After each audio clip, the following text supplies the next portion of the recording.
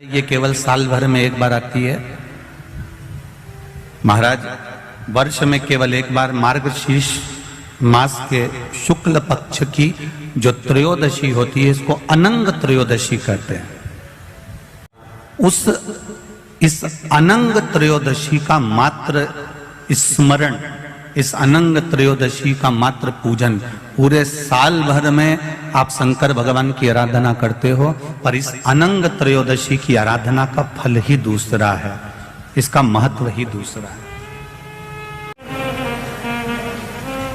जैसे ये जलाधारी है माता पार्वती जी का हस्तकमल, ये शिवलिंग रखा हुआ है।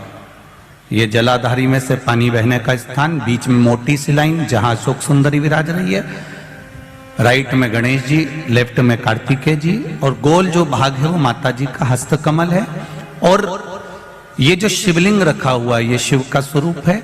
जहां पर भगवान शंकर का शिवलिंग रखा हुआ है उस स्थान पर आज अनंग त्रयोदशी के दिन मात्र जिस पति पत्नी का आपस में बैर चल रहा हो, अदालत में झगड़ा चल रहा हो, विवाद चल रहा हो, आपस में प्रेम समाप्त हो गया हो, एक दूसरे का सम्मान करना भूल गए हो, बात बात में झगड़ा करते हो, जरा जरा सी बात में मन मोटाव हो जाता हो, वो केवल एक कच्चे दूध की मात्र उंगली को भिंगाकर अगर जहां शिवलिंग रखा हुआ है वहां पर केवल कामदेव रति शिव और पार्वती का नाम लेकर मात्र उस कच्चे दूध की मात्र उंगली ही फेर देते हैं, तो उन पति पत्नी का जिंदगी में कभी विवाद नहीं हो सकता और कभी गलत मार्ग पर वो जा नहीं सकते। ये अनंग त्रयोदशी की महत्वता है, आज की महत्वता।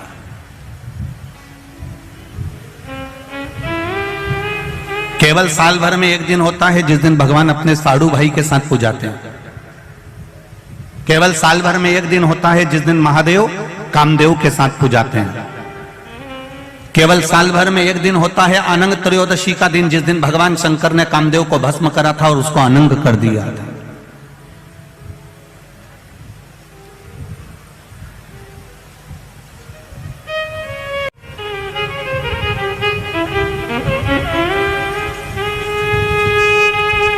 आज के दिन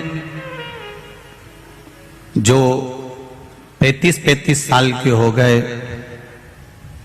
30 साल से ऊपर के हो गए, 42 साल के हो गए और जिनका विवाह नहीं हुआ है, वो बेलपत्री की मध्य पत्ती पर केवल कच्चा दूध लगाकर ही भगवान शंकर को समर्पित कर देते हैं।